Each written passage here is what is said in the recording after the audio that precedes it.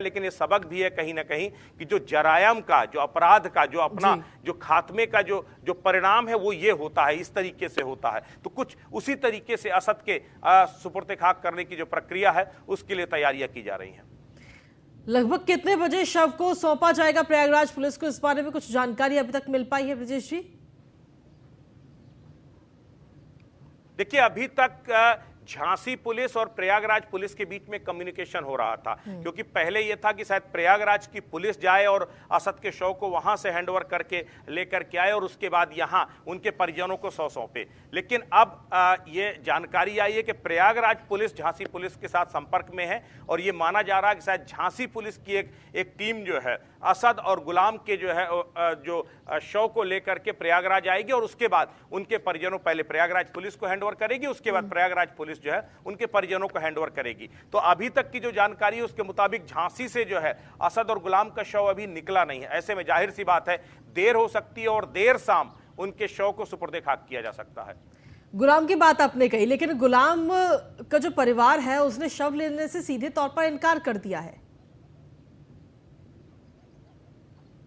देखिए, गुलाम की मां और गुलाम के भाई दोनों ने पहले ही कह दिया था कि अगर उसका एनकाउंटर भी होता है तो उसका शव भी नहीं लेंगे। मां ने कहा था कि मैं ऐसा बेटा जो अपराधी हो, ऐसा बेटा जिसने देश के और राष्ट्र के खिलाफ काम किया हो, मैं उसका जो है चेहरा भी नहीं देखना चाहती। तो दोनों लोगों ने पहले ही इंकार कर दिया था। ऐसे में मां और भाई उसमें शामिल नहीं होंगे, लेकिन गुलाम की पत्नी और ससुराल पक्ष के कुछ लोग जो है शव को अपने हैंडओवर कर सकते हैं और उसके बाद उन्हें सुपुर्द खाक करेंगे। तो ये अभी तक कंफर्म नहीं कि आखिर कौन कौन लोग गुलाम के शव को लेंगे, लेकिन गुलाम की पत्नी और जो है ससुराल के कुछ लोगों के आगे आने की जो है संभावना है। तो जब जैसे ही प्रयागराज दोनों की डेड बॉडी पहुंचती है उसके बाद जो है ये तय होगा कि किसने किसने जो है इनके शव को जो है हैंडओवर किया है और किस कौन कौन उनके आखिरी जनाजे में शामिल हो रहा है। बिल्कुल, क्योंकि आप खुद वहां पर मौजूद हैं, हम आपसे जानना चाहेंगे कि कब्रिस्तान में इस वक्त कौन कौन लोग मौजूद हैं, क्या उसके परिवार के भी कुछ लोग वहां पर मौजूद हैं? देखिए, सबसे बड़ी बात है, मैं एक बार फिर आपको तस्वीर दिखाऊं कि सबसे दुर्भाग्यपूर्ण स्थिति यह है कि अतीक अहमद का बेटा गया है और अतीक अहमद के परिवार का कोई भी सदस्य ना तो इस कब्र के खोदने के समय मौजूद है और ना ही जो है आसपास कहीं पर मौजूद है। सबसे बड़ी बात यह है कि मोहल्ले के कुछ जो मुअज्जिज लोग हैं उन्होंने इन लोगों को इंस्ट्रक्शंस दिया कि आप लोग कब्र खोदिए, चूंकि यहीं पर सुपुर्द खाक किया जाएगा। तो ऐसे में मोहल्ले के कुछ लोग जो है उस सुपुर्द खाक करने की जो प्रक्रिया, जो तैयारी है उसको मुकम्मल अंजाम दे रहे हैं। इसके साथ प्रशासन की तरफ से भी इंटरनली जो है ये कहा गया है कि इसमें कोई भी मतलब जो आसपास के लोग हैं वो यहाँ पर इसमें शामिल नहीं हो, कोई गैदरिंग नहीं हो पाएगी, क्योंकि आज सबसे बड़ी चीज है कि आज जुमे का दिन है। इसको लेकर प्रशासन और ज्यादा सतर्कता बरत रहा है। लगातार एक कोशिश हो रही है कि जब शाम को असर की नमाज खत्म हो जाए उसके बाद जो है उसके शव को सुपुर्द खाक किया जाए। और यही वजह है कि झांसी से अभी तक शव को हैंडओवर नहीं किया गया है। झांसी से अभी तक शव निकला नहीं। अगर झांसी से शव अब निकलता भी है तो कम से कम 6 से 7 घंटे का समय लग जाएगा, यानी शाम को 6-7 बजे तक शव यहां पर पहुंचेगा। उसके बाद उसे सुपुर्द खाक करने की जो प्रक्रिया है वो शुरू होगी। तो यहां पर परिवार का कोई भी सदस्य मौजूद नहीं है, सिर्फ आसपास के 1-2 लोग हैं और साथ में यहां पर जो काम करने वाले जो मजदूर हैं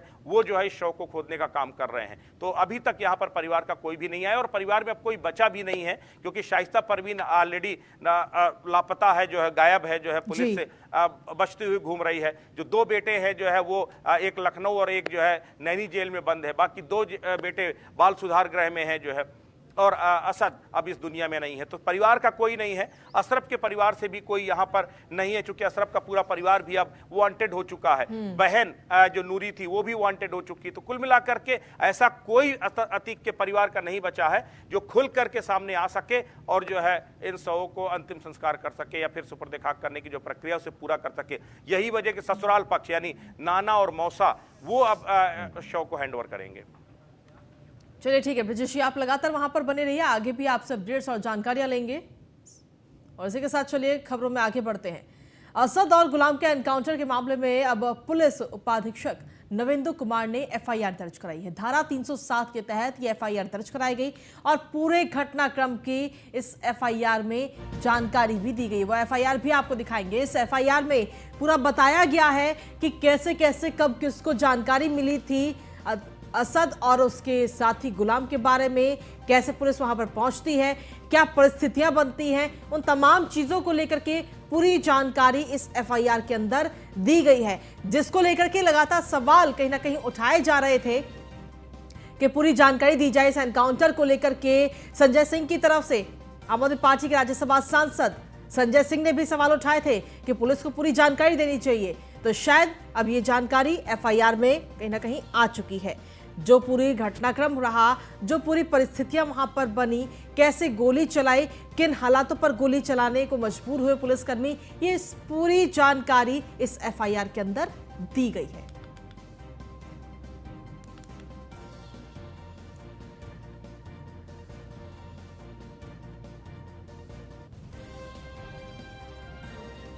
तो आपको बता दें कि धारा 307 के तहत ये एफआईआर दर्ज कराई गई है। और इसी पर अधिक जानकारी देने के लिए हमारे साथ में एसोसिएट एडिटर ब्रजेश श्रीवास्तव लगातार बने हुए हैं। ब्रजेश जी, देखिए एफआईआर इस वक्त दर्ज की गई और उसके बाद में इस एफआईआर में ये एफआईआर की कॉपी जो है मैंने खुद भी पढ़ी, इसमें पूरा घटनाक्रम पूरी तरह से दिया गया है कि आखिर क्या परिस्थितियां थी, कैसे ये दोनों बाइक पर भाग रहे थे, बिना नंबर प्लेट की ये बाइक थी, और इस बाइक पर ऐसी क्या हालत बने कि पुलिस कर्मियों को इस वक्त गोली चलानी पड़ी इस दौरान।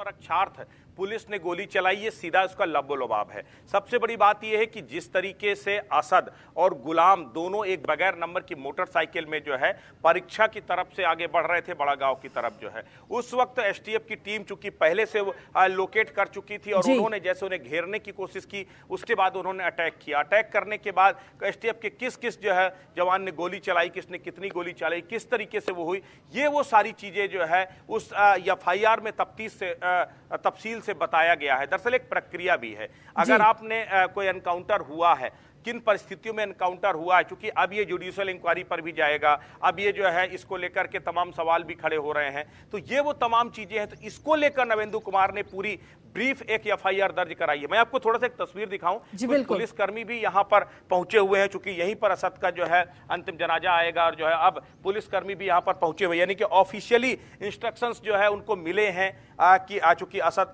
को यहां पर लाया जाएगा, उसका सुपुर्द खाक किया जाएगा, तो इसको लेकर के जो है यहां पर आए हैं और अब वो यहां इसका मुआयना भी कर रहे हैं, इसकी जानकारी भी जुटा रहे हैं और वो उन तैयारियों को भी देख रहे हैं कि इस पूरे इलाके में किस तरीके से, जो कि हाई सिक्योरिटी के साथ ये सुपुर्द खाक किया जाएगा। तो ऐसे में इसको लेकर के जो है यहां पर अब जो संबंधित थाना है, संबंधित थाने के पुलिसकर्मी यहां पर पहुंचे हैं। इस एरिया में जो है कौन कौन से गेट है, कहां कहां से इसमें एंट्री हो सकती है, तो सिक्योरिटी पॉइंट ऑफ व्यू से भी इस पूरी जगह को परखा जाएगा, इस पूरी जगह को देखा जाएगा। और खास करके जहां पर जो कब्र जहां पर खोदी जा रही है, लगातार तस्वीरें दर्शकों को दिखा ही रहे हैं कि किस तरह से यहां पर जो है सुपुर्द खाक किया जाएगा, उसकी तैयारी है। तो अब ये जो संबंधित थाने के जो पुलिसकर्मी है वो यहां पर आए हैं और कुछ लोगों से उसकी जानकारी ले रहे हैं। तो अब बात नवेंदु कुमार की वापस लौटते हैं। तो नवेंदु कुमार ने अपनी एफआईआर के जरिए वो एक तफसील से उस पूरी प्रक्रिया को बताया है कि आखिर क्यों एसटीएफ को गोली चलानी पड़ी, क्यों जो है एसटीएफ ने जो है एनकाउंटर किया, क्योंकि सीधे तौर पर जो है असद ने और गुलाम ने दोनों ने फायर किया, जो है टीम के ऊपर हमला किया, टीम बाल बाल वहां पर बची जो है, उसके बाद पलटवार किया एसटीएफ के जवानों ने और उसके बाद उसमें असद और गुलाम ढेर हो गए। असद को पोस्टमार्टम रिपोर्ट में भी आया 2 गोलियां उसको लगी हैं, एक दिल के पास गोली लगी है, एक यहां पर आकर के गोली उसको फंसी है। तो सीधी सी बात यह है कि उस पूरी प्रक्रिया के तहत पुलिस ने अपने आप को जस्टिफाई करने की कोशिश की है कि वो हालात क्या थे, क्यों एनकाउंटर करना पड़ा, उस हालात को बताने के लिए नवेंदु कुमार ने वो एफआईआर दर्ज कराई। ठीक है, शुक्रिया तमाम जानकारी देने के लिए ब्रजेश जी। आप लगातार वहां बने रहिए और अपडेट्स पहुंचाते रहिएगा।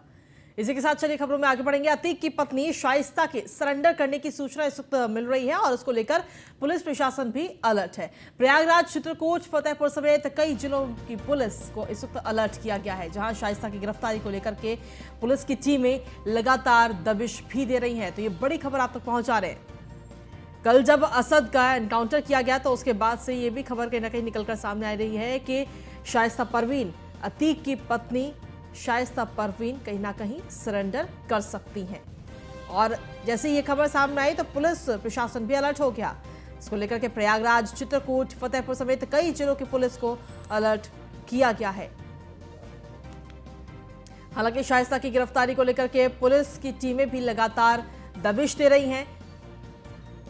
क्योंकि जब से ये पूरा मामला सामने आया तब से शाइस्ता परवीन खुद